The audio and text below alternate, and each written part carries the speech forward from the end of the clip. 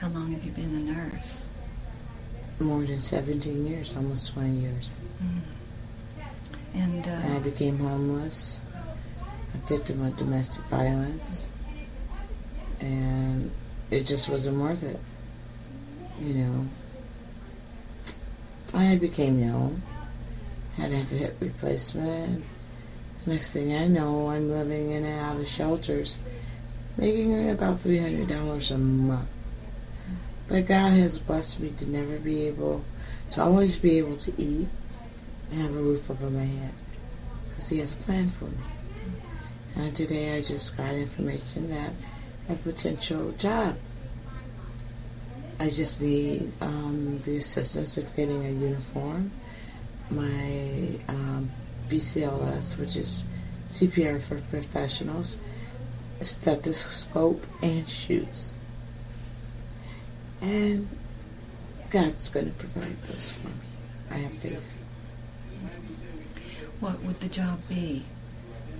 I would be a traveling nurse. So we have different assignments. I can even travel out of state. I used to do that. Now that my children are older, I don't feel the need to always pack them around and go and come as I please. My husband, people of color really don't get the same type of care, medical care, as other individuals. Although that's illegal, but it's just the way it is. You said you were using... It was over 30 different medications I was taking a day, sometimes multiple doses. I was on a fentanyl patch, 75 to 100 mics. I was taking liquid morphine. I was taking Dilaudid, Vicodin, Valium, phenobarbital. Now for my heart, I was taking digoxin, Lasix, and potassium, and aldactone. For my IBS, I was taking, and GERD, I was taking Prilosec. Then for depression, I was taking... Most women are just doing the things that they did out there.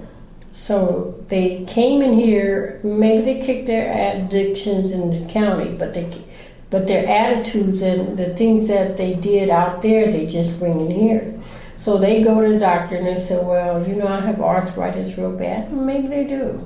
So even if they do, they instead of saying, okay, and you can't, as a doctor, you can't say, well, exercise or go to therapy.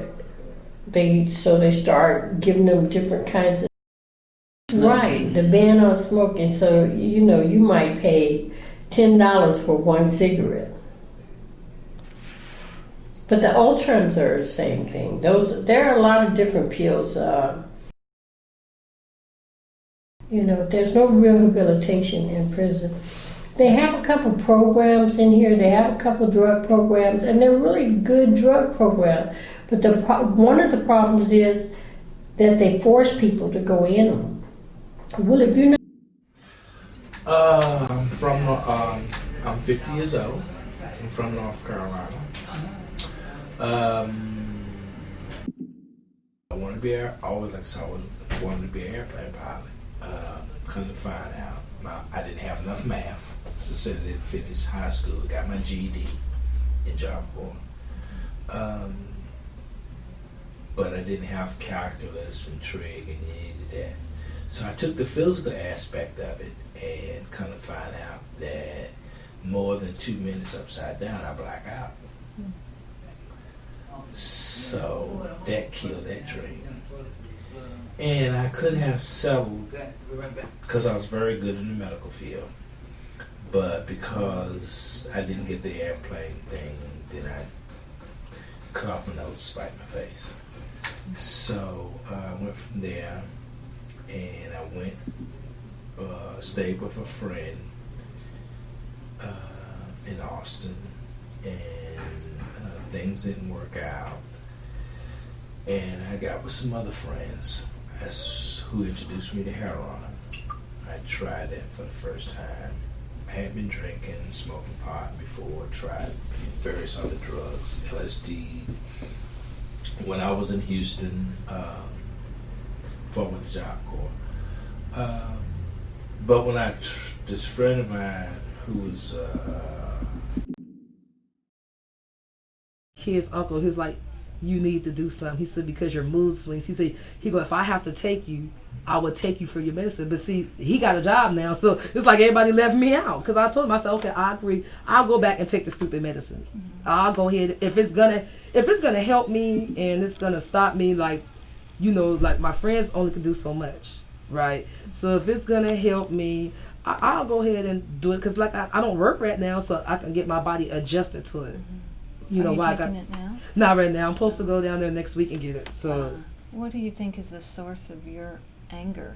The source of my anger, to be honest, I think it starts back from seeing my mother, constantly, drinking. Even though she thought we were stupid at the age of 9 years old, we're not dumb kids. Come on now, doing drugs. But she didn't think we found out until we were 16. I've been knowing since 9 or 10 though. I just never said anything to her until I got to be an adult. But then watching. I don't want the drugs. But then again, is that what this place is trying to make me do?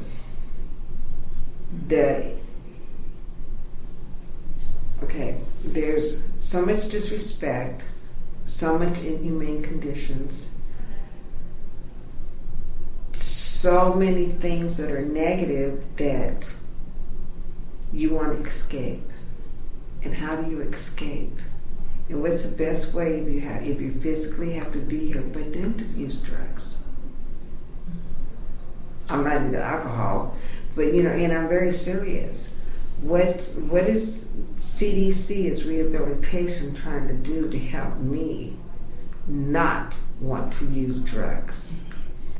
When you used before, did you feel like it was kind of to anesthetize yourself? Correct. I paid attention to nothing or no one. I was so loaded. My concentration, while I wasn't loaded, was to get loaded and to stay loaded. It took me away and it made me do so many years. Okay. Could I have done these 29 and a half years without using drugs for the amount of years, the 14 years that I did? I don't know. I can't even answer that. I don't know if I could have. The conditions were a lot different at CIW than they are here. Could I have done them 14 years without using drugs? Probably, yeah.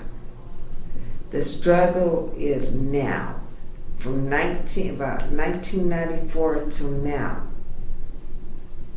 I don't want to do this anymore. And I'm being very honest. I don't want to do it anymore. And I wish that I was loaded like I was back. The depth of the skin is an unimaginable paradox. The distance from the surface to its opposite side is minutely fathomless. The skin is both surface and organ, boundary and bridge.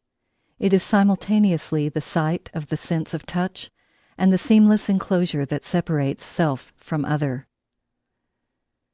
Everything happens at the surface. The needle pierces its outer protective layer, the epidermis, perforates a lattice of nerve endings, and passes through the connective tissue of the vascular dermis. Its penetration is a kind of sleight of hand, the act itself doubling back on the meaning of the word, to pierce, to permeate, to infiltrate, and to understand. The needle performs a logical and a topological inversion, making a hole and closing it, opening a continuous surface to its other and its opposite. The familiar distinction between outside and inside dissolves, like the reflection that absorbs first Alice's hand and then her whole body as she passes through the looking glass. On the other side, an inverted terrain, a moment of misrecognition. You catch a glimpse of your reflection in a mirror and imagine that you are seeing through to another space, encountering someone uncannily familiar, yet entirely other. You feel a sense of autonomy, perhaps power, but this dissipates in a moment of recognition, disappointment, and self-betrayal. Seeking a host, as though I could stay safe inside my own skin. I want to look away. These are bodies that one just doesn't want to see. But my encounter with A fixes my gaze, draws me through, and shatters my assumptions. Follow me. You may begin to question. Don't look away. You may begin to perceive the invisible yet material threads of connection that tie these bodies together in parasitic relation. Come closer. Close enough, at least, to listen. Come closer and listen to a body of social and biological evidence, like a pulse that proves that the blood that carries sugars to the brain is what we all share. It is the source of the kinship of all of our bodies. We are all living with addiction. Okay, my name is Marcus. I have done coke, weed a little bit, and drink. I still drink beers today, but in my life, with me and my family, I'm only one left, other than my kids. I don't have, my parents are gone, my brother, so it's me. And sometimes Ben, and I live on the streets. I sleep in a car. I live on the streets, but sometimes that's not it. It took me a while to understand myself. I've been to the 12 steps. Like I said, now all I do is drink beer. I'm here today because I just come to volunteer. I like to help. And like I said, I woke up on the side of Nimitz Freeway with no shoes, no shirt. Don't know how I got there. I must have pissed somebody off, and he threw me out the car. But there are some characters that do need to be in prison, but the majority of the people going to prison today don't need to be in prison, and the majority of the people that are in prison don't need to be in prison. They need to be out of prison now. Mm. Do you want to be in a program now, or do you want to? What would you do? I'm just. What do I want? Yeah, I would like to. Yeah, I would. I.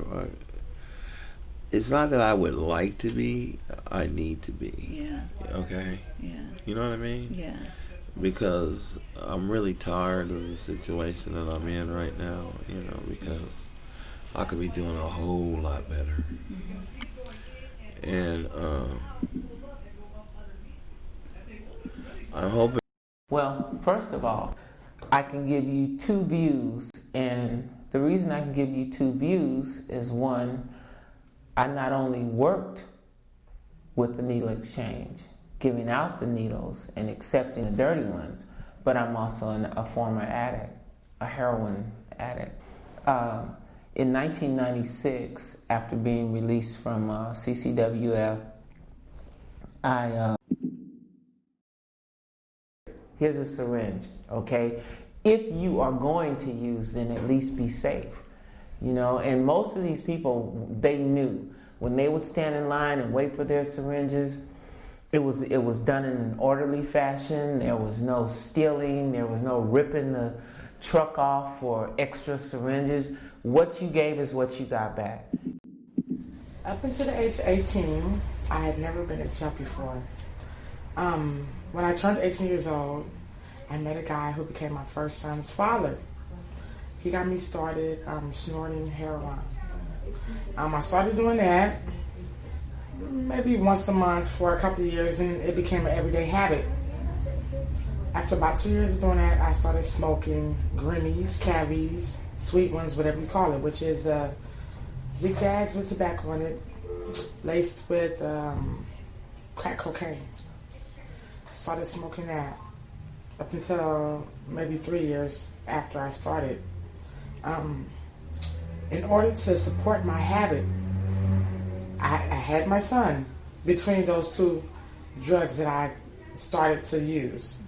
Unlike Alice, A doesn't get to simply wake up to a safe, rational, and comfortable world. as though the ominous inverted looking-glass world were just a dream. There is no space outside the mirror for A. The last time I saw her, she was on methadone again. She couldn't even remember how many times she had tried methadone. There was always trouble with the dose, too light or stepped down too quickly for her. Methadone wouldn't keep her from wanting to get high, but if they got the dose right, at least she wouldn't get drug sick. The free clinics and public assistance programs that she has access to are set up for short-term methadone detox. It's a stopgap measure between detox and abstinence that starts with a dose that is high enough to act as a substitute and steps down to nothing in a period of 21 to 60 days. Often, as her dose decreased, she would resort to chipping and get caught with traces of heroin in her urine. She had lost her place in many programs this way, and since methadone partially blocks the effect of heroin, she would also need a much bigger hit than normal if she wanted to get high. Sometimes it was just too hard to get to the clinic every morning before 6 a.m., and she would miss a dose. But heroin was always available on the street, around the clock. When she had adequate methadone long-term, she stopped using heroin. When she stopped using methadone, she very soon found herself using heroin again.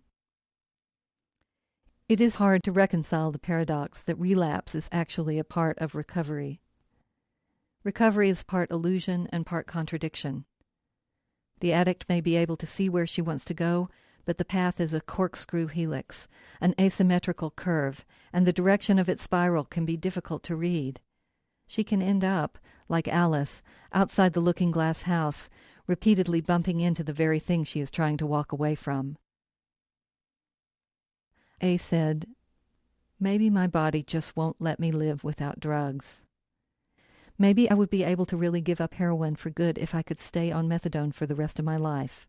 I think I could do that. If I could just get the right dose and stay on methadone, I could stop smoking rock and get my brain together. But I always have to step down, and then they take me off. Why can't methadone be like my insulin? Why do I have to get to the point where I can live without it?" Why, indeed. While the symptoms present as asocial behavior, we know that addiction is a chronic relapsing brain disease. Until we learn to treat the disease as a disease and not as a failure of will, the ill will go on being ill. Why should total abstinence from any drug at all be the goal of treatment for addiction? Most of us would consider it both unethical and absurd to suggest that diabetes or cancer or AIDS could be resisted by willpower alone. And what is willpower but just another manifestation of nerve cell activity and the brain's own drugs? Like other chronic diseases, addiction can be managed. There is research. There are new treatments. And if the addict does not want to stop, still the harm that the needle and the drug will inevitably do to her, to anyone close to her, can be reduced. It may be difficult to accept that addiction is a disease and forget the blame. It may be impossible to account for the addict's simultaneous detachment and desperation. It may be hard to credit the fact that the addict's brain chemistry is altered to the point that her capacity for normal emotions is impaired at the neurological level. But anyone who has tried to live with an addict will tell you. They will tell you that tolerance and dependence can have many meanings. They can tell you about betrayal. They know that things can get broken that can't be fixed. What addicts have to tell can also be difficult to hear. We may not want to look at the world on the other side of the glass, but if the decaying body of the homeless, mentally ill junkie selling sex or collecting bottles on the street becomes an accepted part of our social landscape that we ignore with impunity or out of fear, if our government can wage war against the poor and diseased and incarcerate them by the millions under the guise of justice, perhaps we are already on the other side, and some things may be broken that need to be fixed.